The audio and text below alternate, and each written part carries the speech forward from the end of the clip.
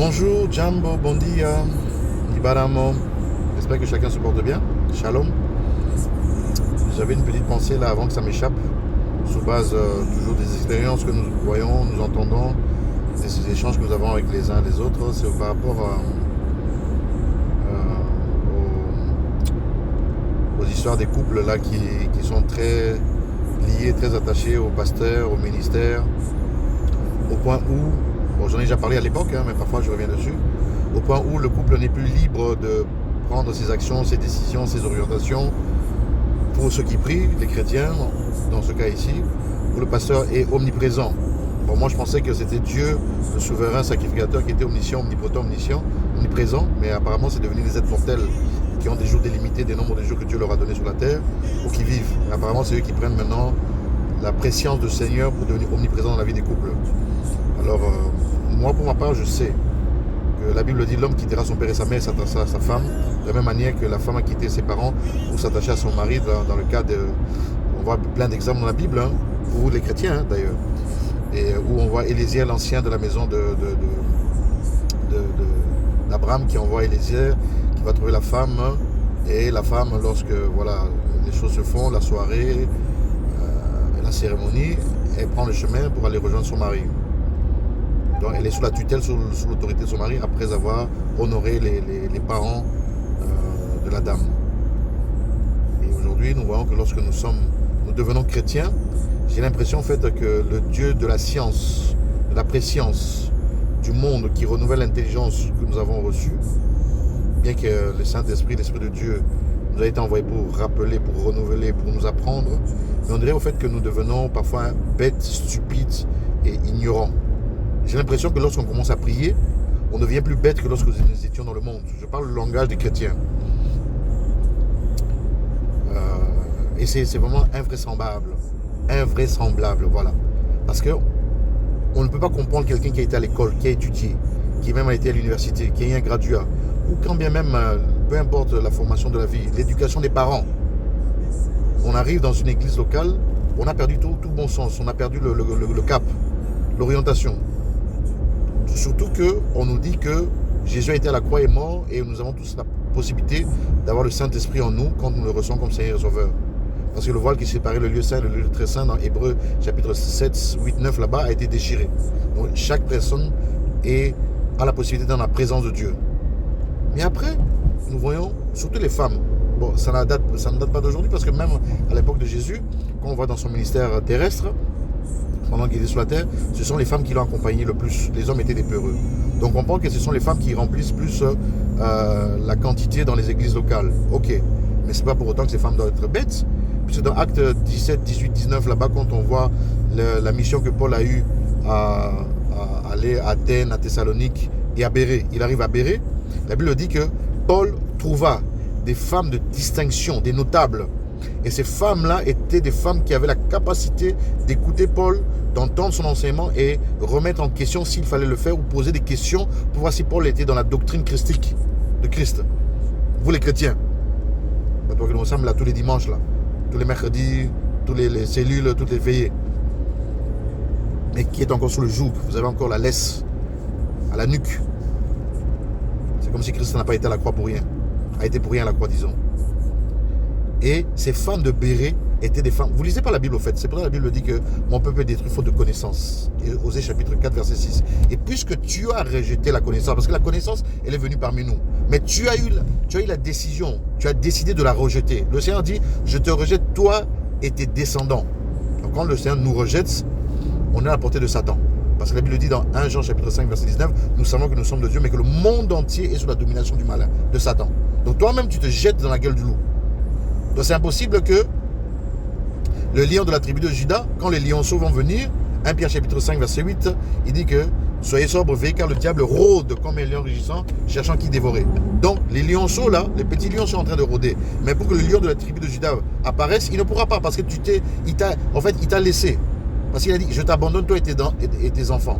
C'est pour ça que dans le même Osée, chapitre 3, 6, là-bas je pense, si je me trompe, il dit, connaissez et cherchez le Seigneur. Mais combien d'entre nous cherchons, à part se faire tondre au gazon, hein? tout le temps, sans vérifier, sans lire, comme ces femmes de Béret. Vous allez voir des couples, ils sont ballottés à tous vents et marées, et pourtant ils sont mari et femme, mariés à la maison, le Saint-Esprit avec eux parce qu'ils prient, la Bible, papier à la main, sur leur smartphone, sur leur tablette, sur leur PC. Malgré ça, ils sont désemparés. La femme va être plus à l'écoute du pasteur. Et encore, faut-il qu'ils soient pasteurs selon les Écritures, parce que beaucoup sont des pasteurs par eux-mêmes, selon la parabole des eunuques.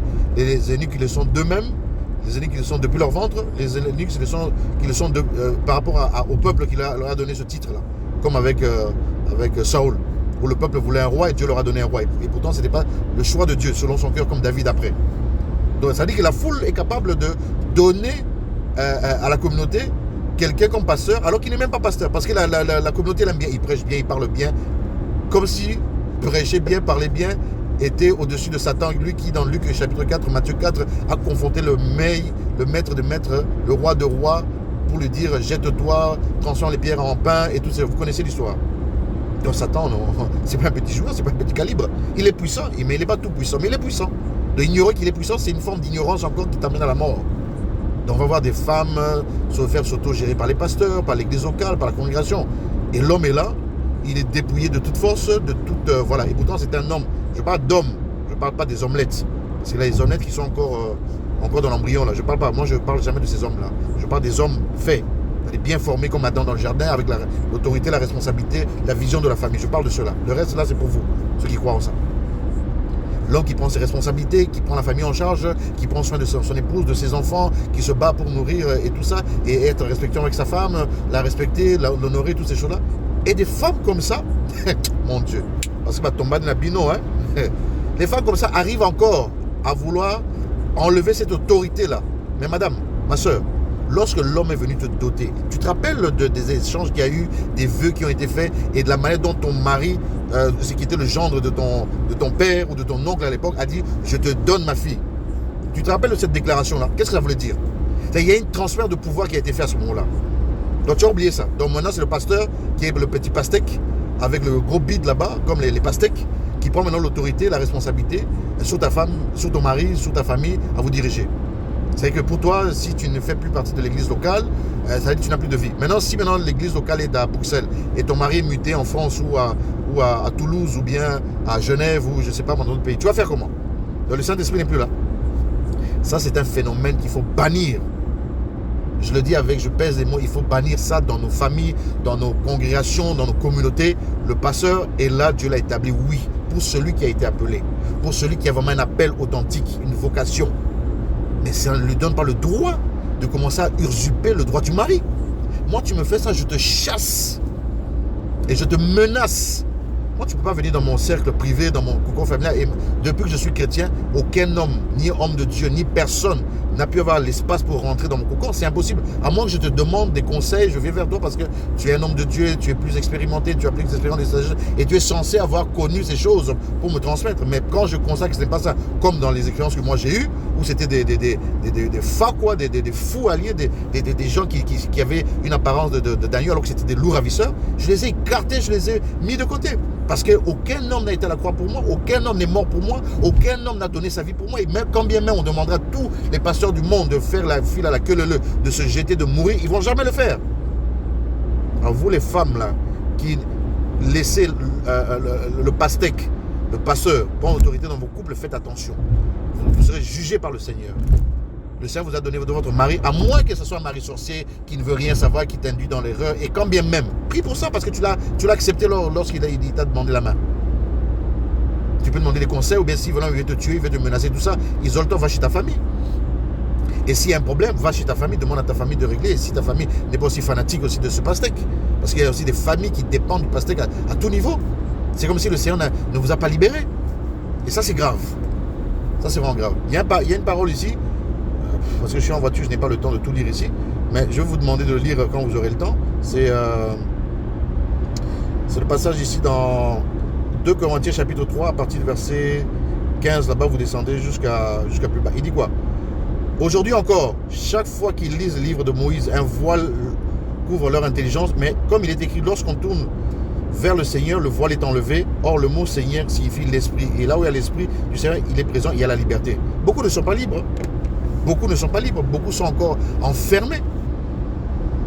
Je veux dire, dans des prisons spirituelles, dans leur tête. Vous avez divinisé les hommes de Dieu. Vous avez divinisé les pasteurs. Même les prêtres catholiques et les abbés ne fonctionnent pas comme ça. Ils laissent un périmètre à ne pas rentrer. Mais vous, là, je ne comprends rien. Vous savez dire que l'intelligence que Dieu vous a donnée, même les diplômes que vous avez eu, ne servent absolument à rien. En tout cas, pas dans moi, si tu viens chez moi, tu ne pourras même pas, parce que déjà me voir comme ça, tu sais que moi, le gars, on ne peut pas jouer avec lui. Déjà me voir, en me voyant. Tu comprends? Donc, et vous les hommes, là, quand vous vous mariez avec de telles femmes, prenez le temps de leur enseigner aussi. Pas les menacer, pas les torturer, parce que ce n'est pas biblique, mais prenez le temps de vous asseoir, de prier pour ça, de leur enseigner, parce que c'est l'homme qui... 1 Corinthiens 14, je dis, 1 Corinthiens 14, 11 là-bas, quand on parle du voile et tout ça, l'homme est le chef de la femme, comme Christ est le chef de l'homme. Vous voyez? Éphésiens chapitre 5 aussi le dit. Donc, prenez aussi votre place. Ne laissez pas votre place en donnant l'autorité, en portant la jupe et l'autre porte le pantalon. Je ne dis pas qu'il faut la dictature, non, mais vous avez une place. Mais si vous avez perdu votre autorité, c'est normal que les pastèques jouent avec vos esprits. Hein. Moi, ça m'a fâché cette histoire, ça m'a fâché. Je connais cette histoire, ça se répète, ça revient. Pourquoi? Parce que les hommes sont des missionnaires, les femmes qui portent l'esprit de Jézabel, qui veulent prendre l'autorité sur leur mari, qui laissent parler leur mari, mais c'est les pasteurs qui prennent l'autorité dans leur couple par rapport. Mais c'est de la débandade, c'est du n'importe quoi. Comment voulez-vous vivre votre foi? N'allez même plus à l'église, vous priez pourquoi d'ailleurs? Vous allez faire quoi? Je fais le banc. Quand même, c'est pas comme ça. Bon, c'était juste une parenthèse pour la journée, je continue ma journée. Mais réveillez-vous de votre sommeil et rachetez les temps car les jours sont mauvais. Hein. Vous voyez que le diable il va venir comment? En forme de corne. Il y a beaucoup qui se sont infiltrés. Hein. Comme Paul le dit dans 2 Corinthiens 11 là-bas, où Satan travaille ses apôtres qui se déguisent aussi. Donc c'est normal. Donc, remettez l'église au milieu du village, vos familles, qu'elles soient restaurées au nom de Yoshua, de Jésus, et que l'ennemi ne puisse plus venir entrer dans nos maisons par l'esprit de vos pasteurs autoritaires, nicolaïtes, anciens chefs coutumiers qui se sont mis dans les pots de pastèques et tout ça. Non, vous vous trompez largement. Et il y a même ce que vous appelez des païens qui sont plus lucides, qui sont plus intelligents que même beaucoup de chrétiens qui vont à l'église qui ont perdu l'intelligence. Mais c'est grave. Come on, c'est quoi ça? Que Dieu vous fasse du bien, que Dieu vous donne l'intelligence, que Dieu vous restaure, que Dieu vous délivre, parce que vous n'êtes pas libérés. Vous n'êtes pas affranchis. C'est pour la liberté que Christ vous a affranchis. Vous connaîtrez la vérité, Jean chapitre 8, verset 30. Vous connaîtrez la vérité vous rendra libre, vous affranchira. Mais vous n'êtes pas libre. Hein. Vous êtes sous la domination. Boni Boiko. Et puis Kabamba Moutouango, au monde a erreur, faute grave, il est correct, il fait tellement de bêtises et vous lui donnez encore ce droit sur vous. Mais c'est quoi ça? Mamma mia. Shalom.